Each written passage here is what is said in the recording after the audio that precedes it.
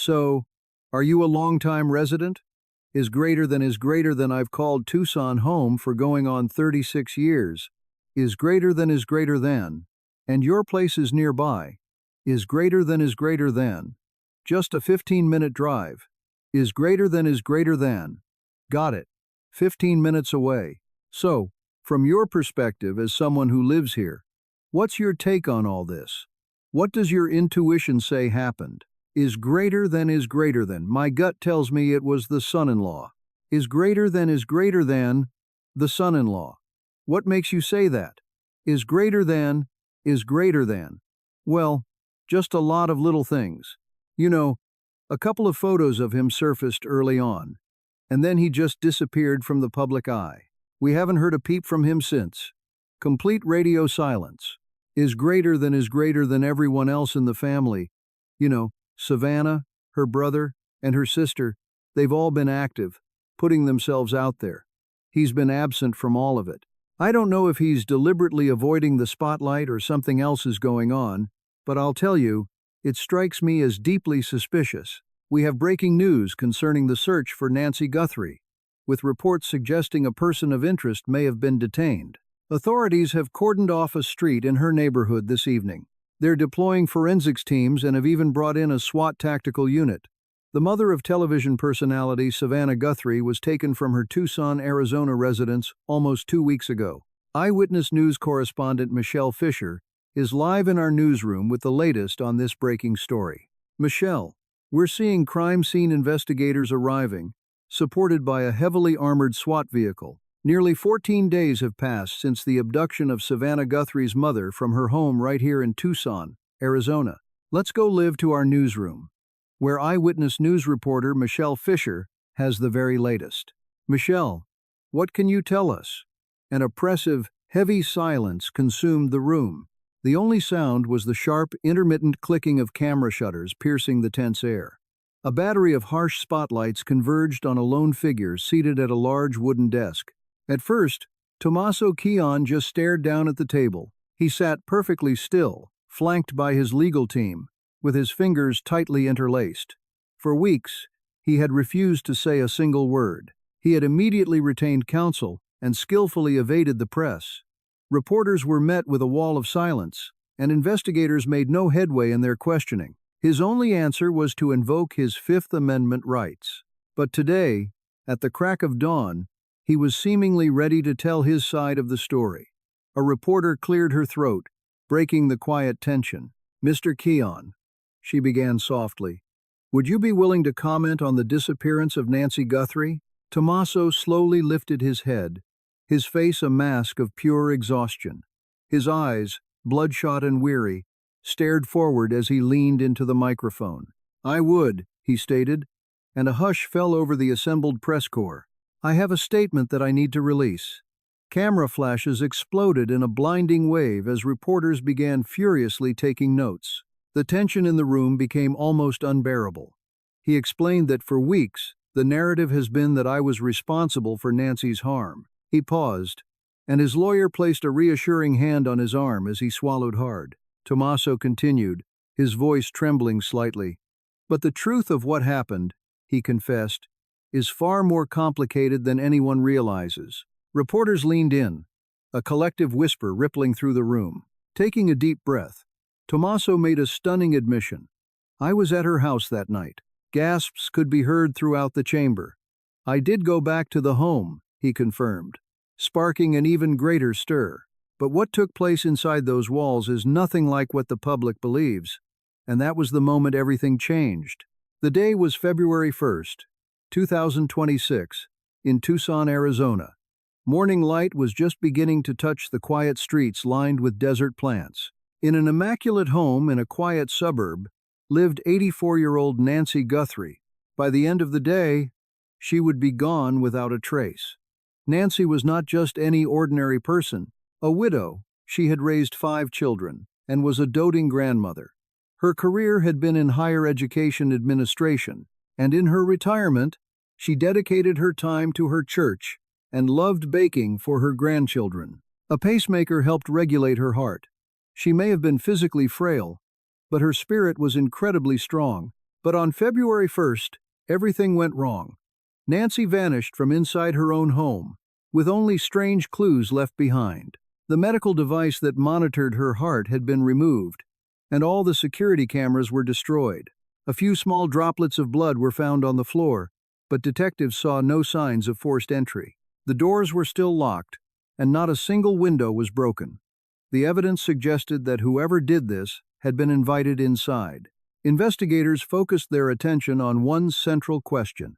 Who was the last person to see Nancy before she disappeared? The answer was a bombshell that rocked the community.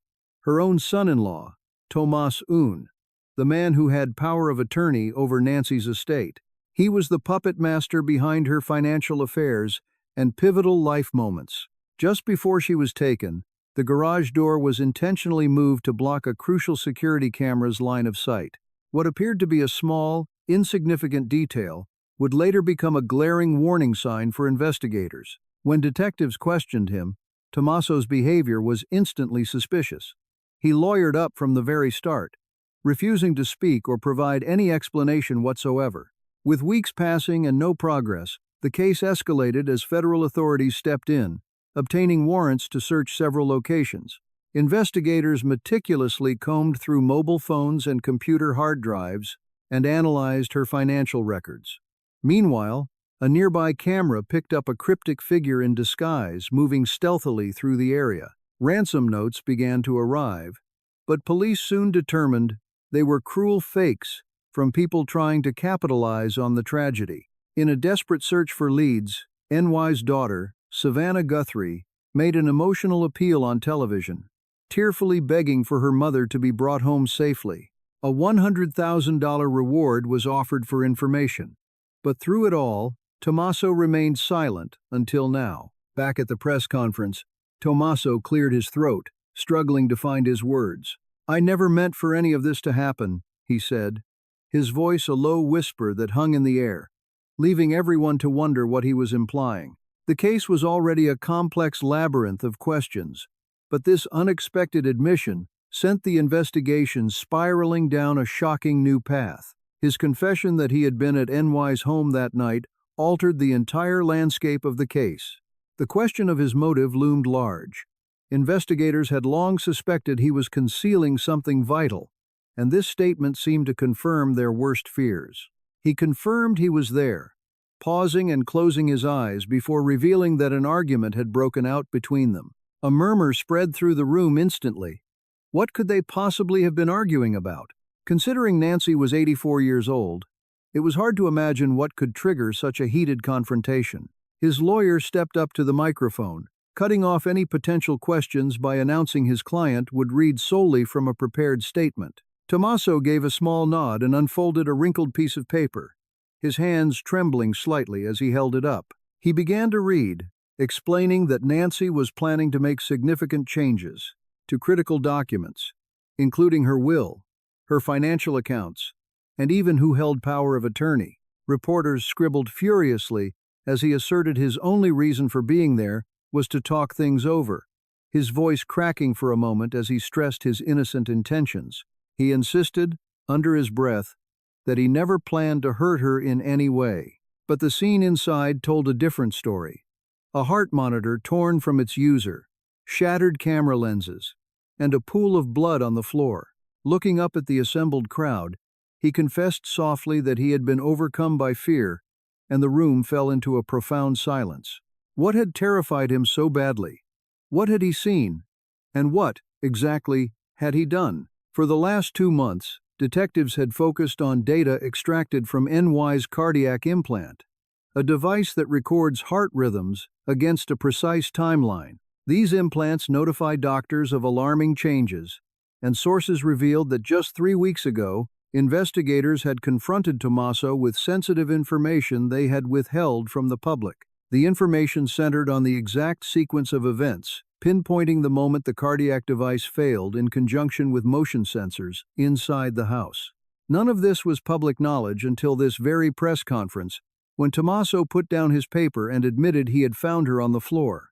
A wave of shock went through the listeners as they processed the fact that she had been injured, wondering how it happened as the man just shook his head slightly insisting he had tried to help her.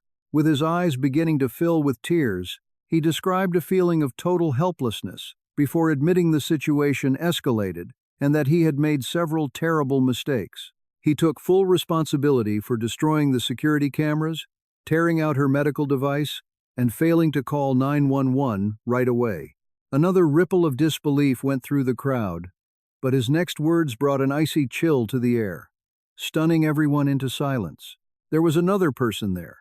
The room became dead silent as everyone held their breath, trying to grasp the immense implication of his statement. This assertion of a third party raised immediate questions. Who was this other individual at the residence? And could this be connected to the unidentified person in disguise who was captured on video earlier? The speculation was rampant. Was he covering for a partner in crime, or was he trying to shift blame? He offered no answer, just staring blankly at the table. He then stated that he was unable to provide any more information at this time. At that, his attorney stood and brought the briefing to a sudden close, igniting a chaotic scene as reporters shouted for the name of this unknown person. Desperate shouts filled the air, with journalists pleading to know whether the elderly woman was alive or, if not, where her body could be found. The suspect, however, blew right past them and left the scene. Just like that, a month of silence was broken, replaced by a chilling new truth. With his confirmation that he had returned to the residence, the case pivoted from speculation to the stark reality of a confession. He conceded they'd had a heated argument, confessed to certain acts that night, and confirmed another person, someone unknown, was there. Outside, news vans lined the street, and across the country, phones buzzed incessantly with breaking alerts. Reports began to surface that Savannah Guthrie was watching the events unfold live, and the public could only speculate on her reaction after she had spent weeks publicly pushing for answers. Through all of it, she had been meticulous about not accusing her sister's husband directly. This new information upended everything, but whether it brought her any peace was another question entirely. At the same time, investigators were forced to restart their inquiry, reevaluating every piece of evidence with new eyes. They looked again at the obscured camera and the fact that no locks were forced, the dog that never barked, the car service records, the last signals from her medical device, and the small, suspicious specks of red. If his story was true that he found her already hurt, then what was the real source of her injuries? And for what reason would this mysterious visitor simply vanish? More importantly, why did he wait almost a month to say anything? As evening settled over Tucson, the weight of the unknown felt more oppressive than ever. A version of the story was finally out, but confessions have a way of complicating a case, not simplifying it. Some legal experts theorized that this breakthrough could lead to official charges, possibly for obstruction of justice, tampering with evidence, or something far more sinister, though many pointed out that the victim herself was still unaccounted for. Without a full admission of guilt, countless questions remained. The most urgent: where was she now? And was she still alive at the moment the device was removed from her body? The third person's identity was a complete blank, as was the sequence of events between the argument and his later panic. What took place on February 1st was still a profound puzzle. But one piece had just been moved, changing the look of the entire board. But the biggest question of all was whether this new piece of the puzzle revealed the truth or was merely a cover for something far worse. What's more, the data that investigators reportedly extracted from Nancy's medical device could be the single most important clue in the whole investigation. Indeed, the digital record of her heart's activity might contain the very evidence needed to solve the case. Because these cardiac monitors are more than simple health tools. They record exact times and meticulously chart the rhythm of a person's heartbeat. Essentially, they function as a biological black box, noting the precise moment of catastrophic failure. Exactly 3 weeks prior to his public statement, investigators had quietly secured a full data download from her cardiologist, and that data showed a startling irregularity. At 8:42 in the evening, Nancy's pulse didn't just drift off or decelerate normally. The change was instantaneous. Then, at precisely 8:47 p.m., The hardware detected movement of some kind. 5 minutes after that, at 8:52 p.m., the medical implant recorded a massive traumatic event to the body. Finally, by 9:03 p.m., the entire transmission flatlined. This was not a power failure or some sort of malfunction. The device had been forcibly removed. Of course, this precise timeline utterly demolished the story that Tomaso had given police weeks earlier. At first, his lawyer claimed he left Nancy's residence early that evening and supposedly never returned. But cell tower data showed his phone was still active near the property well past 8:30 p.m. Confronted with this, along with his own admission, he finally acknowledged he went back to the house. That one change in his story flipped the entire case on its head. Detectives gathered in a tight conference room at Tucson Police Headquarters. A corkboard was covered with photographs. In one, Nancy was smiling brightly after a Sunday service. In another, she held one of her grandchildren. And a third showed her working in her garden. Juxtaposed with these happy images were blurry stills from a security camera, showing a figure in heavy disguise, creeping along the side of the property, and a dark sport utility vehicle waiting just down the street and the garage door, lowered just enough to block the camera's view. Detective Morales pointed to the chronological layout on the wall. 8:42 p.m. Cardiac event begins, she stated. 8:47 p.m. Physical movement. 9:03 p.m. Implant removed. She turned to the other detectives, her voice dropping. That is an 11-minute window, she whispered. 11 minutes from the first indication of distress to complete silence. The room was deathly quiet. A different detective finally voiced the question hanging in the air. If we are to believe he just discovered her after the fact, why did the heart monitor continue transmitting a signal that entire time? The question hung in the air, mostly because the data logs made it painfully clear. Nancy was alive for at least part of that window. That single fact proved that the incident was not only swift but also completely intentional. Meanwhile, outside on the steps of the precinct, the media circus was turning into chaos.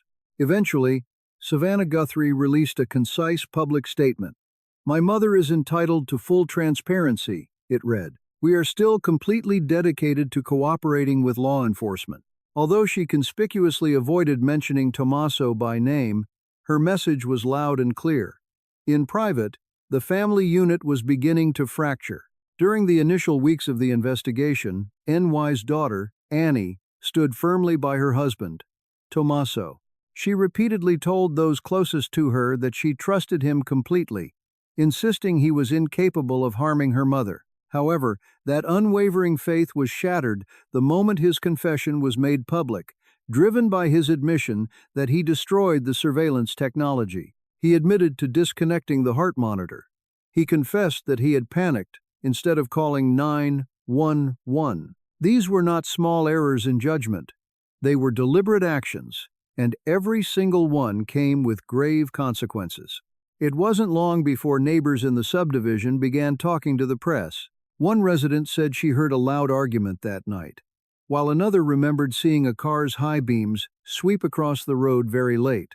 The neighbor living directly across the street remembered NY's little dog barking frantically at approximately 8:45 p.m. But then, something strange happened.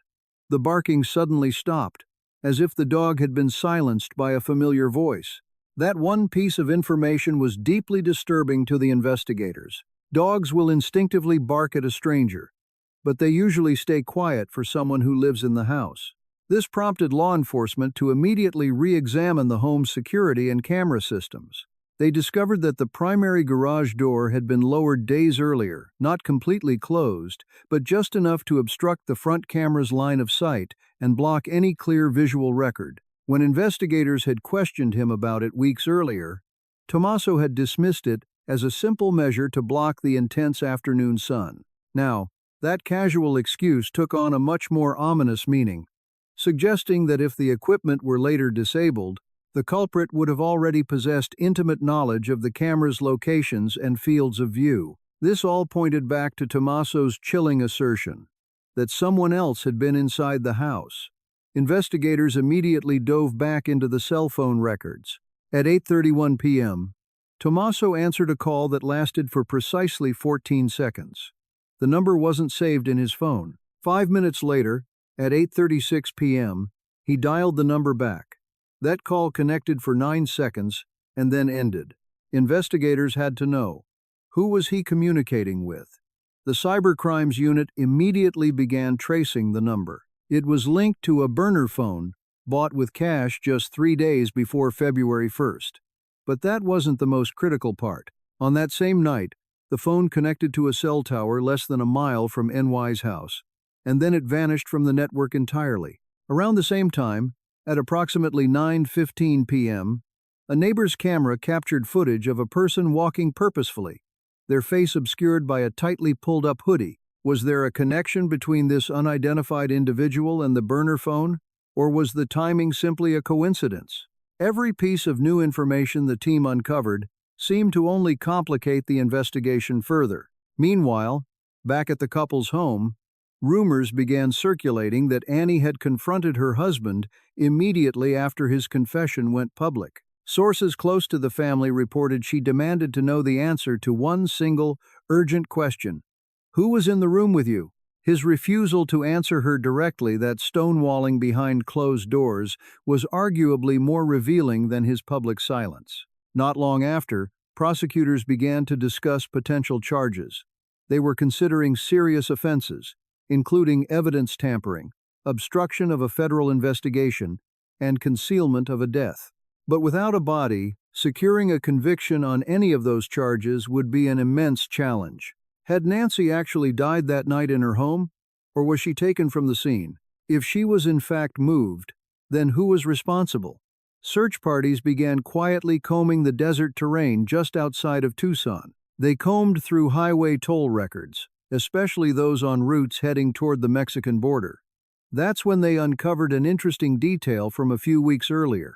A state trooper had conducted a routine traffic stop on Tomaso's vehicle very near the Arizona border. At the time, it had seemed like a completely random event. But with this new information, the context was radically different. What reason did he have to be that close to the border only days after Nancy vanished? He had dismissed it as a simple business trip, but investigators were not convinced by that explanation at all. And a deep dive into his financial records only unearthed more complications. Rumor had it that Nancy was in the process of changing her will. On February 3rd, a mere 2 days after she vanished, she had a crucial meeting scheduled with her attorney.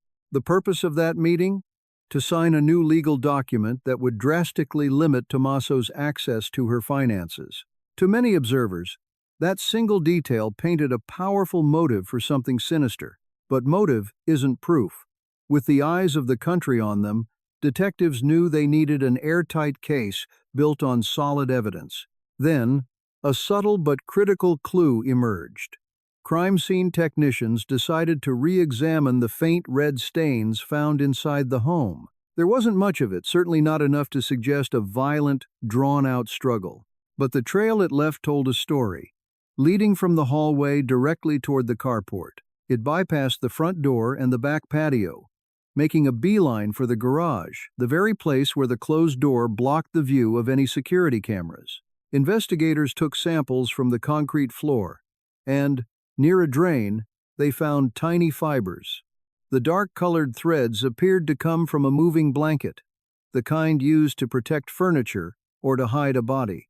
If the theory that Nancy was moved from the house holds true, it suggests she was carried out, wrapped in something, and taken away. Whether one person or two was involved is still unknown. But remember Tomaso's claim that she wasn't alone. If he was telling the truth, then there's someone else who knows what happened, a secret witness who hasn't spoken up, who hasn't told their story. A secret grand jury was convened to review the evidence. Witness after witness was called to testify. Tech experts analyzed the data retrieved from her implanted heart monitor. Forensic accountants meticulously tracked her financial records, as family members provided their own official statements. Piece by piece, the evidence was creating a detailed timeline of those critical days. But a timeline can't tell you what people were feeling. What really happened inside that house during that pivotal 11-minute window? Was it a simple accident? An intentional push? A fatal fall? An argument that turned physical? Or was it a calculated attack, planned long before that night? Investigators believe the answer may lie with her last meal. Phone records showed a takeout order for 2 entrees was delivered at 7:12 p.m. This confirmed Nancy was alive and having dinner that evening. The mystery, then, was who sat across from her, what was said, and what went so terribly wrong. What made her heart rate soar at 8:42 p.m.? And more chillingly, why would someone remove a medical device instead of calling 911? As the pressure mounted, prosecutors began to quietly draft potential charges. They proceeded with caution, knowing that a formal indictment is a point of no return. And besides, if there really was a second person involved, that accomplice could still be out there, watching the case unfold, waiting, and perhaps growing more desperate to stay hidden. The public only knew pieces of the story. The complete picture was still a mystery. When Tomaso finally gave a statement, it was far from a full confession. Instead of providing answers, his words opened up an entirely new line of investigation, a line that led directly back to February 1st, back to that final dinner, back to an argument, and to the precise moment Nancy's heart rate spiked at 8:42 p.m. To understand what truly happened, we have to go back inside that house, back to that night, and rebuild the events moment by moment, to see what took place between the 84-year-old matriarch and the people she loved most. Let's go back. The date is February 1st, 2026. The sun had set over Tucson. The sky was shifting from a deep twilight blue to starless black. Inside Nancy Guthrie's home, the kitchen was filled with a warm, inviting light. Nancy moved slowly, but with purpose.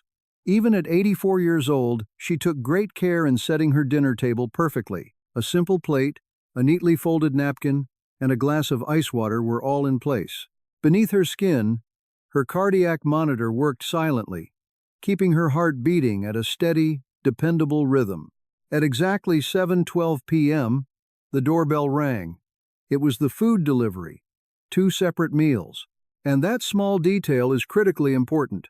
2 meals, not 1. Nancy clearly wasn't dining alone, and cell phone data confirmed the order was placed using Tomaso's account. He had already been to the house earlier that evening. At about 6:30 p.m., neighbors took note of his car sitting right in front of the house. Investigators later confirmed his phone pinged a local tower within that same time frame, which meant their dinner was no last-minute decision. It was a planned meeting. This much we know for certain. They ate a meal together. The delivery driver who brought the food would later tell police that the man who took the order from him seemed noticeably tense. The driver also reported hearing a woman's voice coming from inside the home, not yelling, just talking at a normal volume. At precisely 7:40 p.m., a short call was placed from Nancy's home phone to her lawyer's office. The call went straight to voicemail, and while the recording cut off, forensic audio experts were able to isolate several key phrases. The words recovered were, "important change," and "feeling nervous." And finally, first thing in the morning, before the message stopped cold, was she trying to change her will? Maybe she was referring to her attorneys, or possibly even talking about Tomaso. At this stage, there was no way to be sure. That fragmented voicemail is a critical clue, because around 8:20 p.m., the people next door reported hearing a heated disagreement. It wasn't panicked screaming, but rather a conversation that was far more confrontational than anything they'd heard before. This was especially strange given Nancy was known for her calm and mild-mannered nature. Raised voices were entirely unlike her. Then, at 8:31 p.m., Tomaso answered a 14-second call from an untraceable prepaid phone. The subject of that conversation remains a mystery to investigators. But what happened right after he hung up sent the evening spiraling into chaos. The time was exactly 8:42 p.m. when Nancy's cardiac monitor registered a sudden, intense spike in physiological stress. Doctors were able to interpret the raw data. Her heart rate shot up and became wildly irregular, consistent with someone experiencing extreme terror or excruciating pain. 5 minutes later, at 8:47 p.m., The device's internal sensors detected significant physical movement. This was no simple repositioning or walking around. The readings indicated a sharp, violent change in posture. Then, at 8:52 p.m., her monitor sent out a critical alert, what doctors identify as a major cardiac episode. In layman's terms, her heart was shutting down. It was a complete and catastrophic cardiovascular collapse. So the question became, what transpired in that critical 10-minute period? Was she pushed? Did she fall? Or did she collapse during the argument? Let's go inside the house and reconstruct the events, as investigators believe they unfolded. The meal was finished. One plate had been eaten from sparingly, while the other was nearly spotless. A chair was pushed back from the table unnaturally. There were no overt signs of a struggle, no broken items or overturned tables, but the atmosphere felt incredibly charged. Sources close to the case believe this is the moment Nancy revealed her plans to change her will to Tomaso. The prevailing theory is that she told him he was about to lose all access to her finances. One can only speculate on the conflict that sparked, as money and control are powerful motivators. This was right around 8:40 p.m. Location data from his cell phone shows him moving from the kitchen area into a hallway. Just 2 minutes after that, at 8:42, Nancy's heart rate spiked.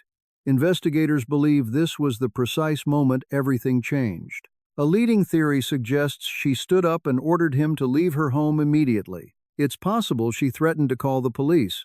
Or perhaps she just told him flat out that she no longer trusted him at all. As the argument intensified, the situation would have become explosive. Imagine two people yelling at each other in the confines of a narrow hall. The space would feel constricting, the voices would reverberate, and movements would likely become more erratic and aggressive. A single hostile action, a rough grab, a wrist held too tight, a push delivered with excessive anger is all it would take. An 84-year-old body is fragile.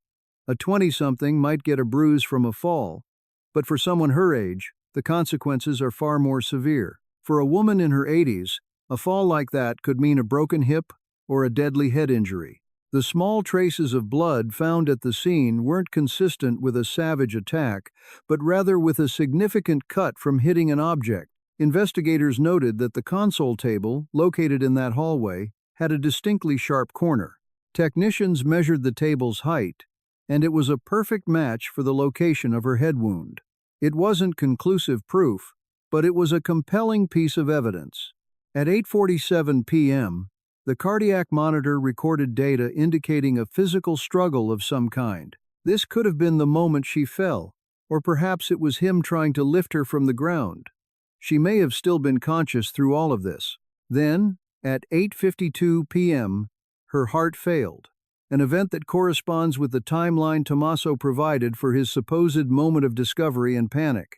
According to him, this is when he found her lying unresponsive on the floor. His electronic trail, however, places him at the scene during the altercation, which raises a critical question. Was he a shocked discoverer of her body, or did he witness the final moment she fell? That difference is crucial, particularly because no one called 911 at 8:52 p.m. No desperate calls were made for medical help, nor was there any frantic drive to a hospital. Investigators believe events unfolded in a drastically different way. Instead, precisely at 8:55 p.m., his phone went completely silent. It sent no texts and made no calls, even as GPS data tracked its movement directly toward the garage. Then, at 9:03 p.m. sharp, the signal from Alapasi Yankee's cardiac monitor ceased. The device had been forcibly removed. According to medical professionals, extracting one of these monitors requires a significant amount of force. This is not a gentle process, nor is it a medical intervention designed to save a life. That leads to a chilling question. Why do it? Investigators theorize the perpetrator's goal was to hide the exact time of death, because these implants record every beat of the heart.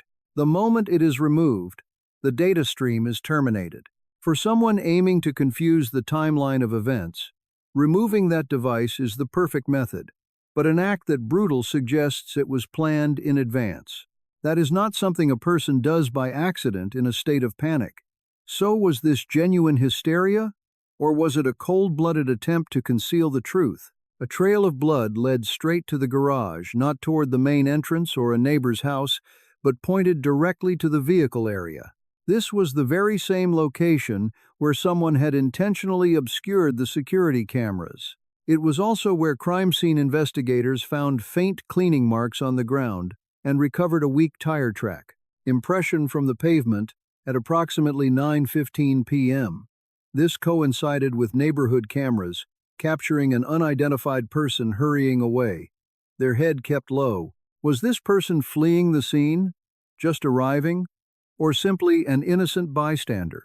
Authorities still don't have a definitive answer, but there is also the matter of that disposable phone. The device pinged a cell tower near the house around 8:40 p.m., then again close to 9:10 p.m., just moments before it was turned off for good. Inside the residence, investigators believe she was still alive at 8:52 p.m. Yet, a mere 11 minutes later, at 9:03 p.m., the cardiac device monitoring her went completely dark. If she had already passed before it was violently removed is a horrifying and unresolved question.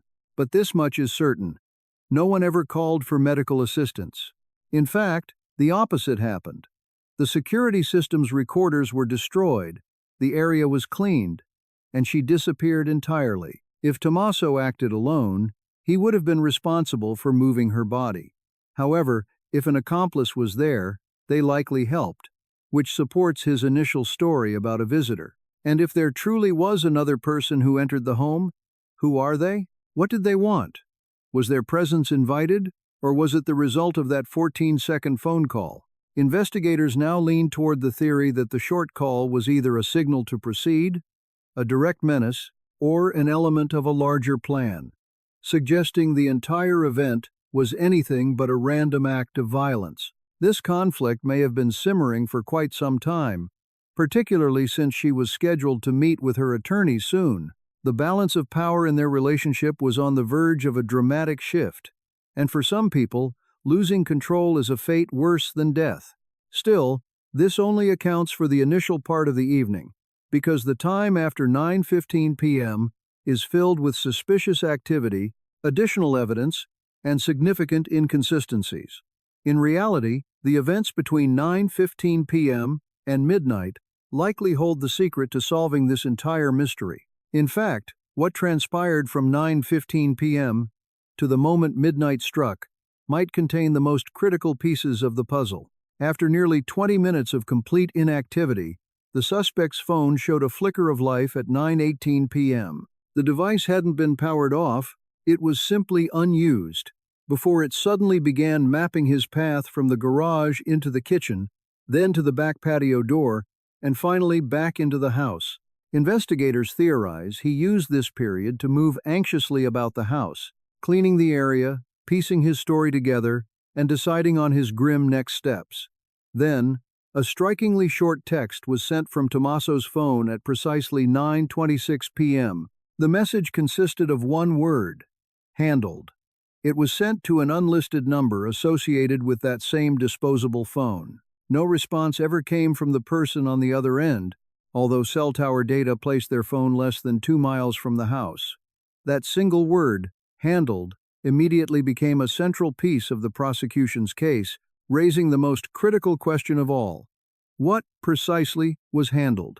Was it a volatile argument, a terrible accident, or a human body? Later, when investigators pressed him about that text, he offered a hazy response, claiming not to remember. But electronic data has a perfect memory, especially of the events recorded at 9:41 p.m. Footage from a neighbor's camera, just 3 houses down, showed a car pulling slowly from the property, its headlights aglow. Even with the grainy footage, forensic specialists are certain the vehicle's outline is a dead ringer for Tomaso's SUV. The vehicle came to a brief stop right beside the mailbox before proceeding down the road. This made it impossible to see whether Nancy, or any other passenger, was inside at the time. But the driver's movements behind the wheel seemed methodical and calm, betraying no sign of panic or distress. Every move appeared to be pure calculation, right up to the moment the clock struck 10:07 p.m. At that exact time, his phone connected to a cell tower far out in East Tucson, way past the limits of a casual neighborhood drive, pinpointing him at the edge of a vast, empty expanse of desert. This is a remote area, entirely without streetlights or houses, and with no surveillance, a fact that prompted a massive search from law enforcement. Weeks into the investigation, search parties discovered recent tire tracks leading onto a gravel path next to several patches of disturbed soil. But of Nancy, there was still no trace. Not yet, at least. By 11:12 p.m., his phone was pinging back in his own neighborhood, but he hadn't dialed 911 or tried to contact a single family member. The very next morning, at exactly 7:15 a.m., he sent a text to Annie, telling her that he couldn't get a hold of her mother. That message is now under intense scrutiny from investigators, particularly because his cell phone data confirms he was at Nancy's property late the night before. If something had already gone terribly wrong, his act of feigning ignorance the next morning is deeply troubling. This is especially true considering he then waited until 8:03 a.m. to finally dial 911. On the call, his voice was remarkably steady, perhaps too composed for a distraught husband. While reporting Nancy missing to the dispatcher, he brought up the damaged security system. He was also quick to mention the red stains he'd supposedly just found, yet conveniently omitted any details about their explosive argument or his own late-night return to the house. What he definitely didn't mention was the act of pulling out her heart implant, a critical fact that remained hidden for weeks while he maintained his silence. It was only when data from the medical device's internal logs was finally retrieved, and as investigators turned up the pressure, that the full story started to emerge. Today, state prosecutors are painstakingly reconstructing the timeline of that night, examining every detail with extreme prejudice. They understand that every single minute is crucial, and a key focus is the 11-minute gap between the onset of the medical emergency and the removal of the device. Along with the 20 minutes, his phone went silent. That cryptic text confirming it was handled, and that cell signal from the far-flung desert. Every single piece of this evidence fits into a larger puzzle, and unlike a witness, these pieces can't lie. They just wait patiently for someone to connect them in the correct order. On television news reports, footage of Savannah's heartfelt plea replayed over and over, showing her struggling to contain her emotions on the front lawn just weeks before. In the clip, she desperately urged anyone with any information to come forward. The entire investigation has pivoted since that moment, but a haunting question remains. Does an accomplice out there hold the missing pieces, burdened by an incredibly heavy, silent knowledge of what truly transpired that night? Behind the scenes, detectives have been quietly questioning several of Tomaso's business associates.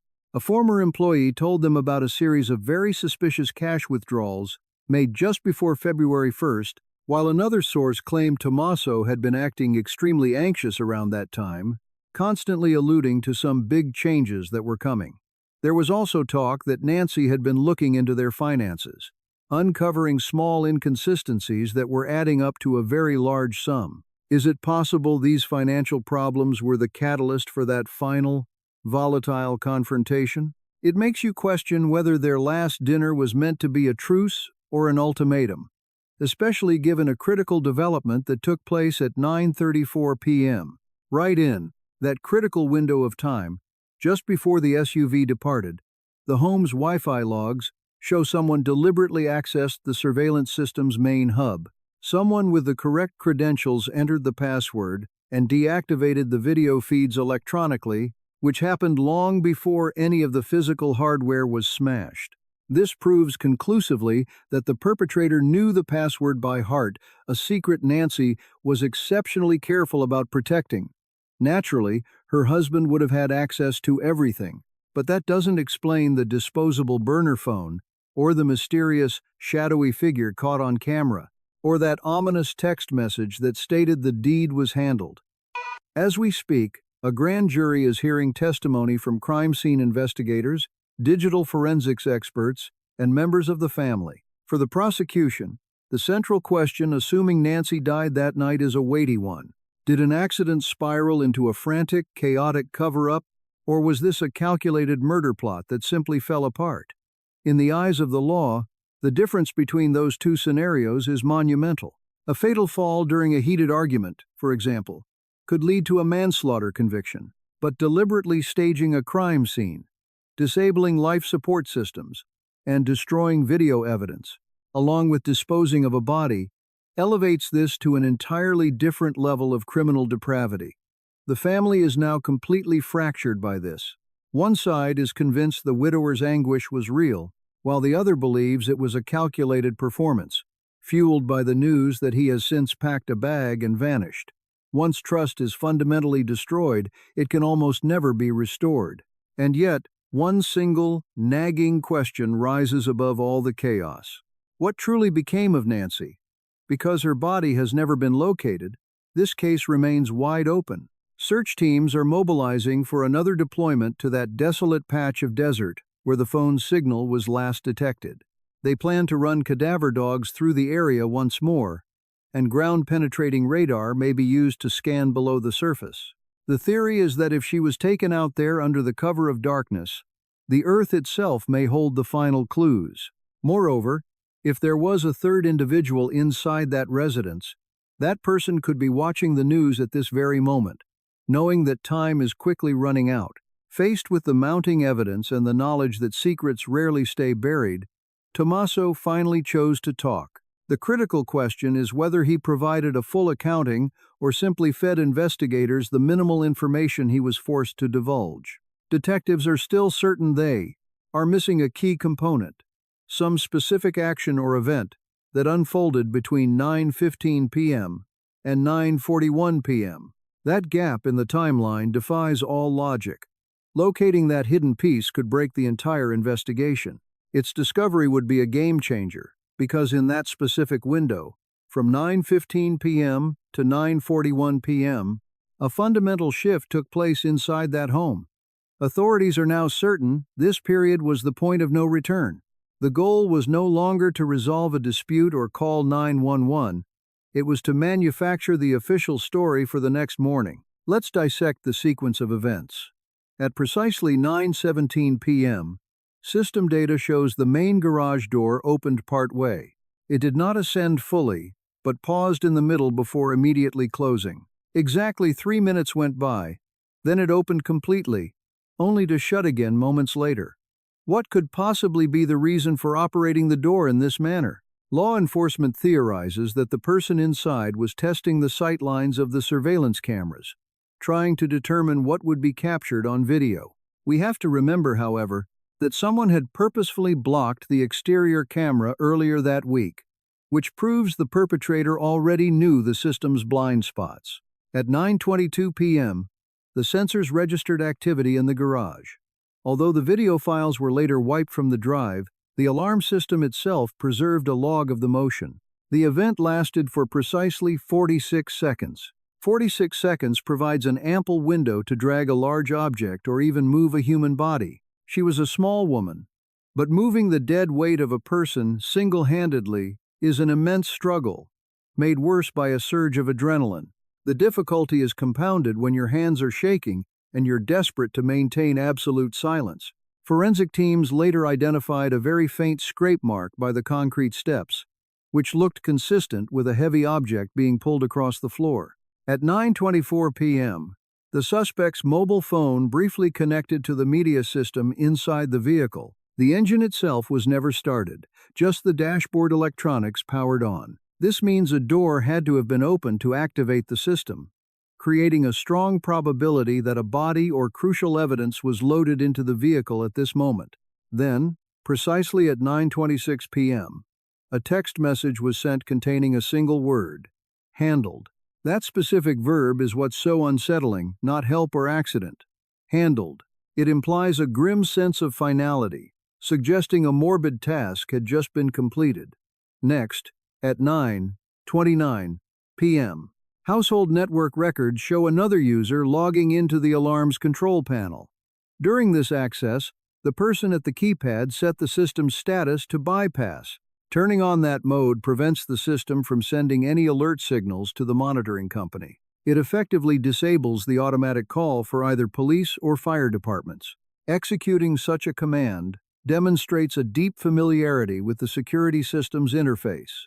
You would need the master password and a remarkably steady hand, as a person in a state of panic would not be methodically altering software settings. Later in the timeline, at 9:34 p.m., the switch for the patio lights was manually turned off. Neighbors told investigators she was meticulous about never leaving the back of the house in darkness.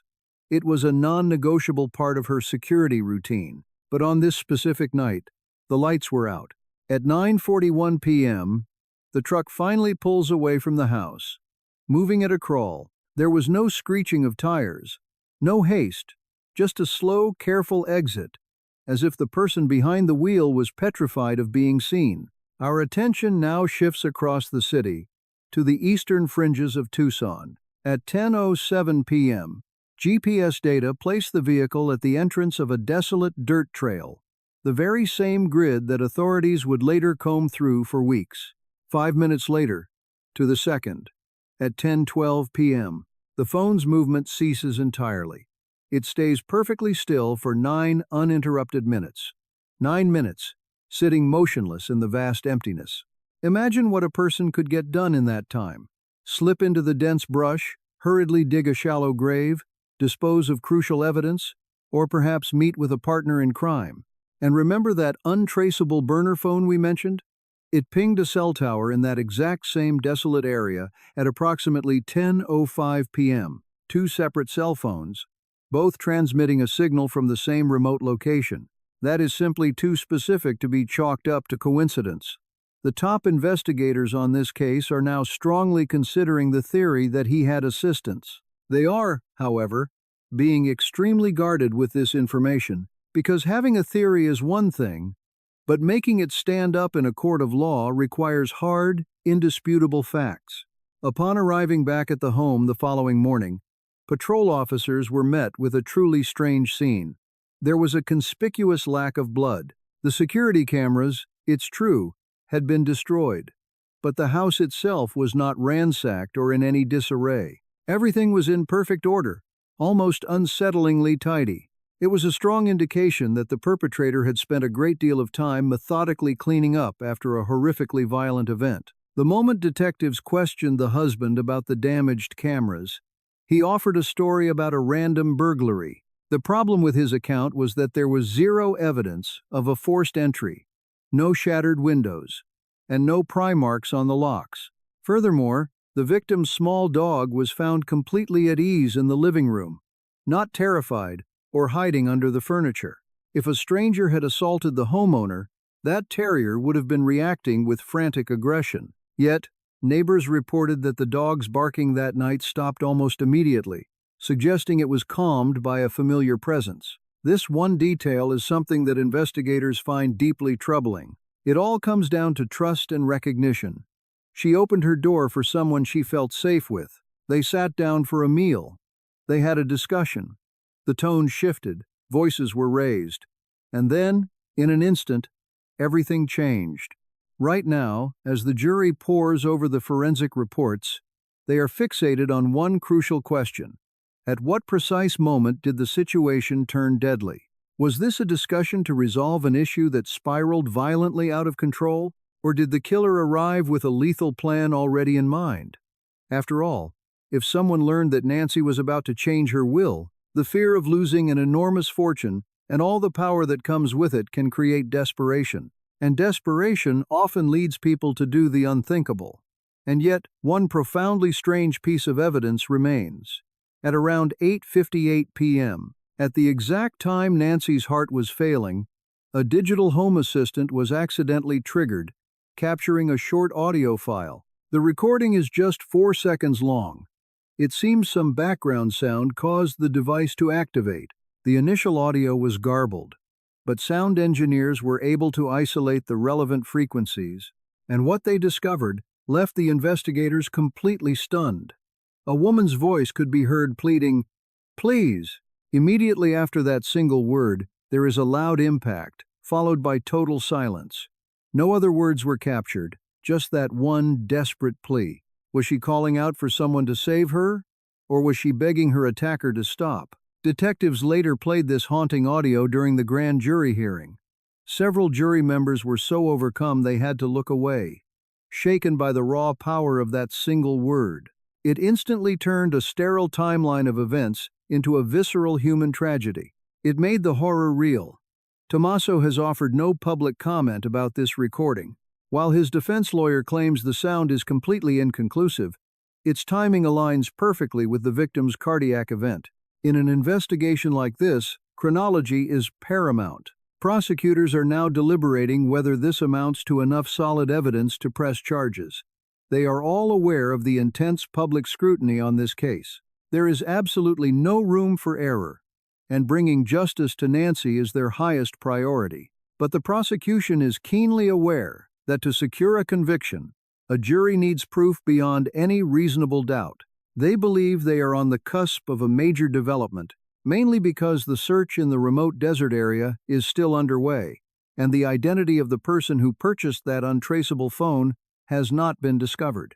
In addition, financial crime specialists are continuing their meticulous review of Nancy's bank accounts. Beyond that, there is always the chance another insider will decide to talk, someone who has held their silence up until this very moment. A close associate of Tomaso's, someone who might be able to explain what handled really meant. If that person chose to talk, it could completely upend the entire case. Secrets don't last forever, and the silence is finally cracking. The truth of what happened that night is slowly clawing its way into the open. The information investigators are about to release about that desolate patch of sand could shatter the prevailing theory of the case. The evidence authorities are about to pull from that barren ground could force a complete rewrite of the official narrative. Just 3 days after Tomaso faced the press, search teams mobilized and returned to the wilderness. But this time, they came with significantly more firepower. They deployed specialized canine units, eyes in the sky, and ground-penetrating radar. The arid landscape was soon cordoned off, with yellow tape stretching from one sparse shrub to another. An overwhelming silence blanketed the area, a quiet so absolute it felt like a physical presence. Investigator Morales stood near the dirt track, right at the spot the suspect's car had stopped for an unexplained 9 minutes, her eyes scanning the ground intently. "Right here," she whispered, almost to herself. When the handlers brought the dogs to the location, one of them instantly froze, its body going completely taut. The dog then sat the trained, unmistakable signal that it had detected something significant. The handler made eye contact with the lead detective. "We're on to something," he confirmed. A second dog was brought in to verify, and after a brief sweep of the area, it sat down in precisely the same spot. It was a double confirmation. At first glance, the ground looked undisturbed, but when forensics cleared away the top layer of dust, they exposed soil of a much darker color. The earth there was softer to the touch, a clear sign it had been recently dug up, and an order was given to bring in shovels. The excavation began with meticulous care, with every layer being documented through photographs and continuous video recording. About 2 feet down, their tools hit something firm. It wasn't a body, at least, not right away. What they found was a thick, dark blue fabric, like a moving blanket, and its fibers were a perfect microscopic match to the ones found in NY's garage. The blanket was partially buried and bunched up, looking as if it had been discarded in a hurry. But whatever it was meant to conceal was gone. Inside, there was nothing. Morales closed her eyes for a brief moment, absorbing the weight of the discovery. This was a major breakthrough. It wasn't the final piece of the puzzle, but it created a direct link between the crime scene at the victim's home and this desolate location. The discovery was definitive proof that something from the house had been brought to this very spot. But the victim herself was still missing. It made no sense to transport her this far out, only to get rid of the wrapping, unless, of course, the killer was interrupted during the burial, or maybe passed the victim off to someone else. Investigators widened their search perimeter immediately. Drones were sent to scan the nearby ravines and dried-up riverbeds. Just as daylight started to fade, they found something else. About 30 yards from where the blanket was buried, A small piece of metal was uncovered. Caked in dirt, it was partially buried in the dry soil. Technicians from the crime scene unit carefully extracted it. The object was bent and damaged, but there was no mistaking what it was. It was the casing from a cardiac implant, and the serial number etched into it was a perfect match for the device implanted in NY. A stunned silence fell over the precinct the moment the lab confirmed the serial number. This was confirmation. The killer had removed the heart device from her body at the house, then drove out to the desert to dispose of it. But even with this discovery, the body was still gone. This fact raised a new, and much more horrifying, possibility. What if she was never buried there at all? The evidence now suggested she had been moved again. The infamous 9-minute stop, recorded at 10:07 p.m., likely wasn't the end of the journey. It might have just been a meeting point. At the same time, cell phone records were revealing another wrinkle in the case. At approximately 10:15 p.m., just moments after that 9-minute stop, Tomaso's phone connected to a completely separate device, using Bluetooth. The connection wasn't to his truck's onboard system. It was to an unknown device. That digital connection was active for precisely 18 seconds, and then it was gone. Investigators now strongly suspect another vehicle was waiting there in the darkness. If their theory holds, it means Nancy was transferred from one car to another, which would require at least one other person's help. This is the new evidence prosecutors presented to the grand jury. Prosecutors presented the casing from the heart monitor, its wireless data, and the audio file of Nancy pleading, "Please," which prompted one juror to whisper, "That's not the sound of genuine terror." After all, a person gripped by sudden panic doesn't usually plan a trip out to the desolate Badlands. A terrified state of mind rarely involves shuffling evidence between vehicles, and abject fear certainly doesn't include a stop to purchase untraceable cell phones. The pressure on Tomaso intensified almost overnight. News vans and reporters began camping out on the street, right outside his home. Annie hadn't been seen by anyone in days, and Savannah issued a new public statement, expressing deep gratitude for the tireless efforts of law enforcement. The children vowed they would never stop searching for their mother, but the entire atmosphere had changed. Her words lacked any trace of hope, conveying only raw, unyielding resolve. Around that same time, investigators managed to pinpoint the store where the burner phone was purchased. Store security footage showed a person of interest wearing a baseball cap and dark sunglasses who paid for the device in cash. They offered no form of identification, but investigators were able to estimate the individual's build, noting they appeared slightly taller than Tomaso. This person was lean and moved with a distinct quickness. Could it have been the same unknown figure who was seen lurking near the property? It was a very real possibility. Authorities are now meticulously reviewing highway camera footage from the Badlands that night, searching for any sign of two cars meeting up. Even a single vehicle captured on tape entering or exiting the remote area could be the break they need. Every frame from that night is being subjected to a new round of intense scrutiny. They are poring over the recordings moment by moment, examining the glare of every single headlight that passes the cameras.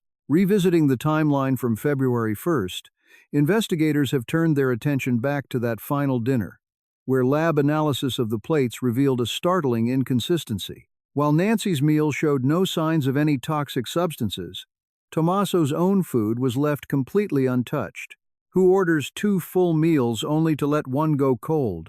Was he too consumed by anxiety to eat? Or was that dinner nothing more than a carefully constructed alibi? Given that Nancy was scheduled to change her will on February 3rd, the timing of events on February 1st seems highly suspicious. All of this unfolded just 48 hours before a major change to her legal affairs, 48 hours before a fortune was set to be redirected. Bolstered by the new evidence recovered from the wastelands, the district attorney's office believes an indictment is imminent. Yet a critical unknown still looms. Who was driving the second vehicle? Who is the person connected to that burner phone? And more importantly, who was the recipient of that text message, the one who saw it and did nothing? Investigators are preparing to bring Tomaso in for another round of questions. But this time, they are armed with far more leverage especially now that they have the damaged medical device, the blanket, the wireless transmission data, and that haunting audio clip. Because when people are confronted with undeniable proof, their stories have a way of falling apart, and as a suspect's account begins to unravel, the truth often finds its way out. The question is no longer just what happened, but whether he will maintain the facade of a terrified victim or finally reveal the identity of his partner in the desert that night. That an accomplice was involved is no longer in question. The electronic trail confirms it.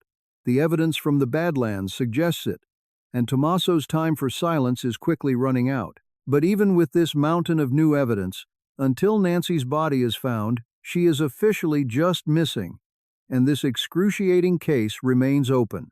The upcoming interrogation has the potential to change everything. We must pay close attention to what happened inside that interview room when investigators presented Tomaso with the shattered medical monitor.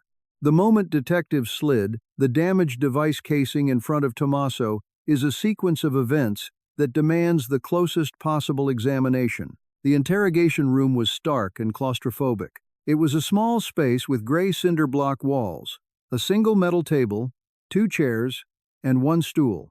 A surveillance camera watched from a high corner, recording everything. Tomaso sat beside his lawyer. As Detective Morales entered the room, unhurried, she placed a clear evidence bag squarely in the middle of the table. Inside was the broken housing of the heart monitor, twisted, scratched, and caked with dirt. For a long moment, the detective said nothing. She just slid the bag forward. Tomaso's eyes locked onto it, and his entire demeanor changed. For the first time since the case began, his composure shattered. He ground his teeth together. His breathing became deep and labored. Detective Morales then spoke, her voice barely above a whisper. "We found this out in the Badlands," she said, letting the silence hang in the air. "Fear doesn't make someone drive into the wilderness," she continued. "Fear doesn't make you bury evidence under the dirt. Fear doesn't involve a rendezvous with a second car." Tomaso's stare was fixed on the tabletop. After a hushed word from his counsel, he offered a curt nod, his eyes finally rising to meet the room. "I didn't want her to die," he said, his voice barely a whisper. The admission sent an immediate chill through the air. He wasn't arguing she survived, nor was he denying his role in her injuries. His only claim was that her death was not his intention. Detective Morales leaned in closer, her voice firm. "Who else was with you?" A heavy silence filled the space, broken only by the loud ticking of a nearby clock. Tomaso's eyes shut tight. "There was someone else there," he finally admitted. Though his own lawyer tried to silence him, Tomaso pushed on, refusing to stop. He revealed that he had called this other person just moments after the argument. That quick 14-second call, the use of a burner phone, the accomplice's hidden face, it all suddenly clicked into place. This person was summoned to help him. "Help you with what?" "Precisely," the investigator shot back. Tomaso's response was chillingly vague. "To handle the situation." That specific phrase surfaced once more. The deliberate, sterile language told them more than any uncontrolled confession ever could. Tomaso described how a vicious argument led to Nancy falling, which he claims threw him into a panic. He asserted that she hit her head as she fell, but insisted she was still breathing for a short period afterward. He swore he was completely paralyzed by fear. So instead of phoning 911, he called an associate, a contact, who owed him a significant favor. This person's later arrival is the likely explanation for the second car spotted on the premises. It also helps make sense of the strange Bluetooth pairing logs and provides a theory for the unidentified piece of fabric found at the scene. According to Tomaso's narrative, this accomplice was the one who suggested staging a robbery. The plan allegedly included destroying all the security cameras and removing the medical implant from her body to support the narrative of a violent break-in. The two then moved her from the initial location. But the detail he shared next is what truly horrified investigators. Tomaso asserts that Nancy's final moments of life were in the garage. She didn't die in the hallway or the kitchen. Her life ended in the carport. This raises the ghastly possibility that she was still alive as they carried her out of the house. She could have been aware of what was happening as these two decided her fate. This specific detail is now under a microscope with prosecutors.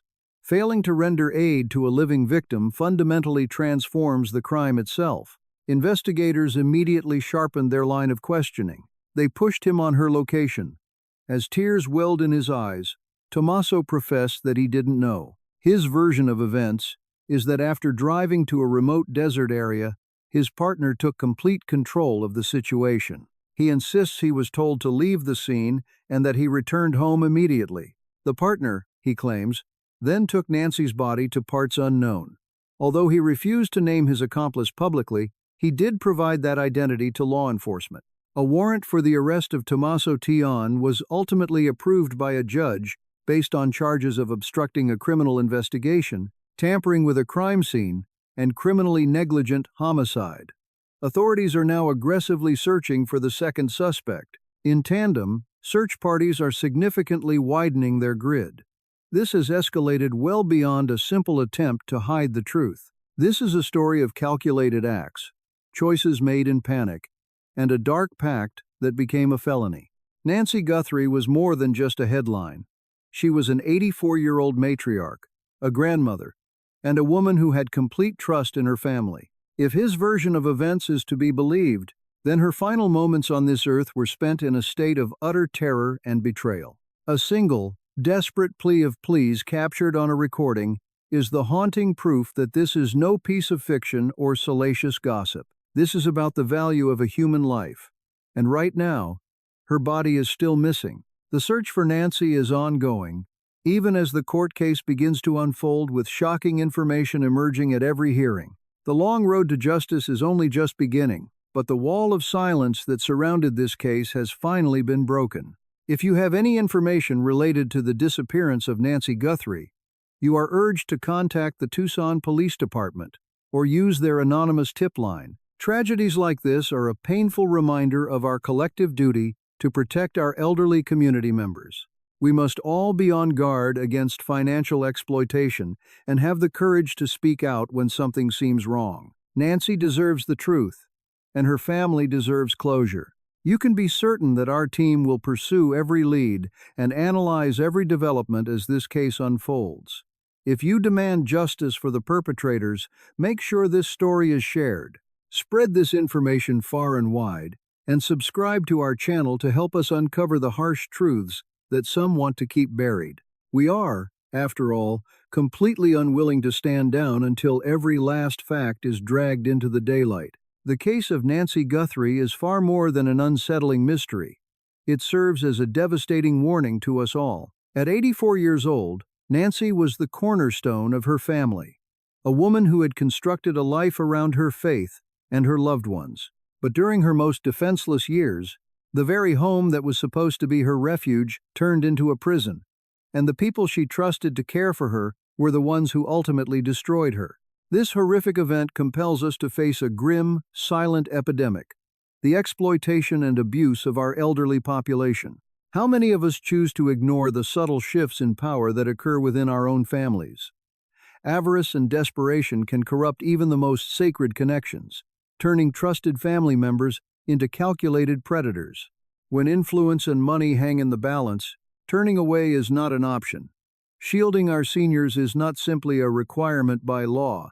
It is our most fundamental moral imperative. We are obligated to be the powerful, protective advocates for them when their own strength wanes. Make a point to visit your older relatives, investigate any unexpected financial shifts, and never ignore the faintest signs of distress or seclusion. Nancy's final, desperate cry for help must remain with us always.